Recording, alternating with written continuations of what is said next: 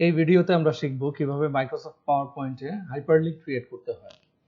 Microsoft পাওয়ার পয়েন্টে আমরা যখন প্রেজেন্টেশন ক্রিয়েট করি এবং আমরা যখন প্রেজেন্টেশন স্লাইড শো করি, তখন অনেক ক্ষেত্রে হচ্ছে হাইপারলিংকটা যদি আমরা ইউজ করি সেটা আমাদের কাজকে অনেক ইজি করে। আমি যদি একটা এক্সাম্পল দিয়ে দেখাই যে এটা আমার একটা আগের বানানো একটা স্লাইড। তো আমি যদি এই স্লাইডটাকে ফ্রম বিগিনিং থেকে শুরু করি, তা আমি ধরেন হচ্ছে আমি এক পেজ থেকে আরেক পেজে যখন আমি যাচ্ছি, তো এখন আমার এমন হতেই পারে যে আমার কিছু ইনফরমেশন আছে যেগুলো আমি ওয়ান বাই ওয়ান ডিসক্রাইব করব, বাট এগুলো হচ্ছে টু দ্য পয়েন্ট আছে। ফর এক্সাম্পল, যেমন এখানে কিছু পয়েন্ট আছে, typography, shapes and icon, image editing. এখন কি হচ্ছে দেখেন, আমি চাচ্ছি যে টাইপোগ্রাফিটা যখন আমি এখানে আসবে এবং এখানে যখন আমি ক্লিক করব, এটা আমাকে টাইপোগ্রাফির আরেকটা বানানো স্লাইডে আমাকে নিয়ে যাবে, যেখানে আমি টাইপোগ্রাফি সম্পর্কে ইন ডিটেইল বলবো। এবং সেখান থেকে যখন আমি আবার লিংকে ক্লিক করব, আমাকে আবার এই পেজটাতে নিয়ে আসবে।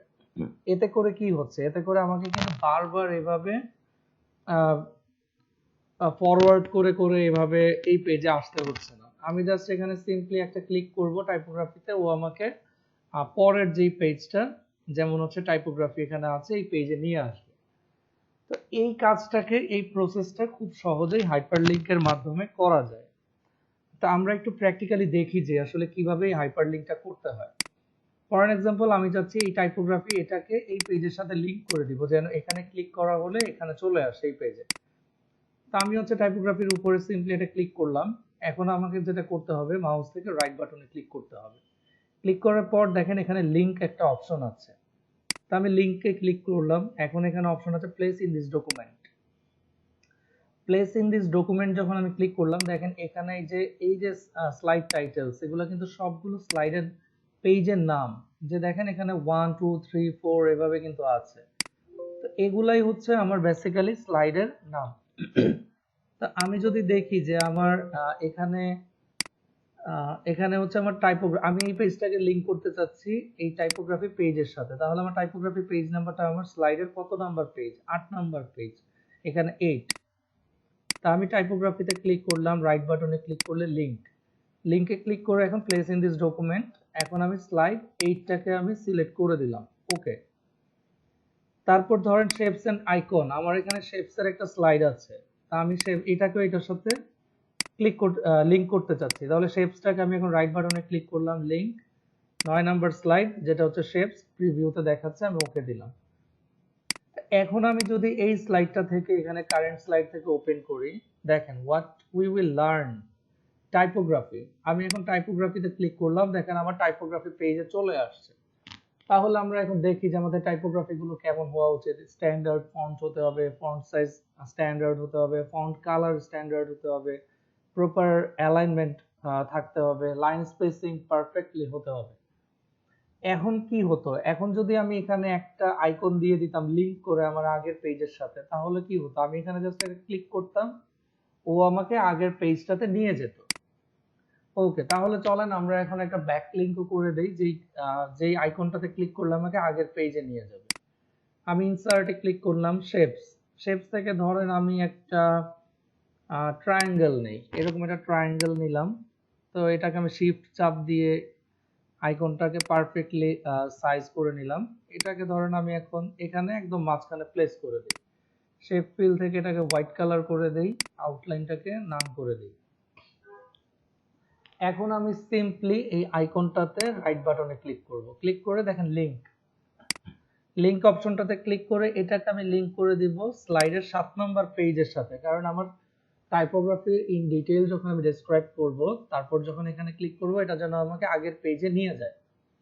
সো আমি ওকে দিলাম, ডান। তারপর আমার শেপস, এখানেও ধরেন আমি একটা শেপস নিয়ে নেই, আরেকটা ট্রায়াঙ্গেল নিয়ে নিলাম আমি, সরি, এটাকে ধরেন আমি এখন এটাকে একটু ঘুরিয়ে নেই, এটাকেও আমি একদম মাঝখানে নিয়ে আসি। এটাকে আগের মতো আমি হচ্ছে হোয়াইট কালার করে দেই, আউটলাইন নান করে দেই। তো এখন এই শেপটাকেও আমি চাচ্ছি এটাকে লিংক করে দিতে, লিংকে আমি ক্লিক করে এখন এটাকেও 7 নম্বর পেজের সাথে লিংক করে দিলাম, ওকে। এখন চলেন আমরা আগের জায়গা থেকে আবার কারেন্ট স্লাইড থেকে আমি স্লাইডে আসি। টাইপোগ্রাফিতে ক্লিক করলাম। আমি টাইপোগ্রাফি সম্পর্কে আমি ডিটেইল ডেসক্রাইব করলাম, করে এখন দেখেন এই যে আমার বাটনটা কিন্তু চলে আসছে। এটাকে আমি তো জাস্ট একটা প্র্যাকটিস আপনাদের দেখানোর জন্য এটা করেছি। বাটনটাকে যদি আমরা আরেকটু ছোট সাইজ করি এবং আরেকটু ডিজাইন করি, এটা কিন্তু আরো সুন্দর লাগবে। তা আমি এখন জাস্ট এই আইকনে যদি ক্লিক করি, দেখেন ও কিন্তু আমাকে আগের পেজে আগের জায়গাতেই নিয়ে গিয়েছে। এখন আমি শেপসে ক্লিক করলাম, শেপস আসলে আমি শেপস সম্পর্কে কিছু বলে আমি ডিরেক্ট লিংকে ক্লিক করে শেপসের পেজে চলে আসলাম। শেপসের পয়েন্ট গুলো আমি ডেসক্রাইব করে এখন আমি চলে যাচ্ছি আগের পেজে। জাস্ট এখন আইকনটাতে ক্লিক করলাম, দেখেন ও কিন্তু আমাকে সিম্পলি আগের জায়গাটাতেই নিয়ে এসেছে। তাহলে এটা কি হলো? এটা হচ্ছে যে এখন আমার কিন্তু বারবার ফাস্ট ফরওয়ার্ড করতে হবে না, ফাস্ট ব্যাকওয়ার্ড করতে হবে না। আমি সিম্পলি এখানে ক্লিক করব, লিংক আপ করা আছে, আমাকে নির্দিষ্ট টার্গেটেড পেজে নিয়ে যাবে এবং আবার যখন আমি আমার এখানে কাস্টম বানানো আইকনে ক্লিক করব, ও আমাকে আবার আইকনে আগের পেজে নিয়ে আসবে। তো হাইপারলিংক বেসিক্যালি ক্রিয়েট করা হয় আমাদের কাজগুলোকে স্মার্ট করার জন্য, যাতে হচ্ছে আমরা প্রেজেন্টেশন যখন দিব, আমাদের প্রেজেন্টেশনটা যেন স্মার্ট ওয়েতে আমরা আমাদের ডাটা বা আমাদের ইনফরমেশন প্রেজেন্ট করতে পারি। সো আশা করি সবাই বুঝতে পেরেছেন কিভাবে আমরা মাইক্রোসফট পাওয়ার পয়েন্টে হাইপারলিংক ক্রিয়েট করব এবং আমাদের প্রেজেন্টেশনটাকে স্মার্টলি প্রেজেন্ট করব। Thank you.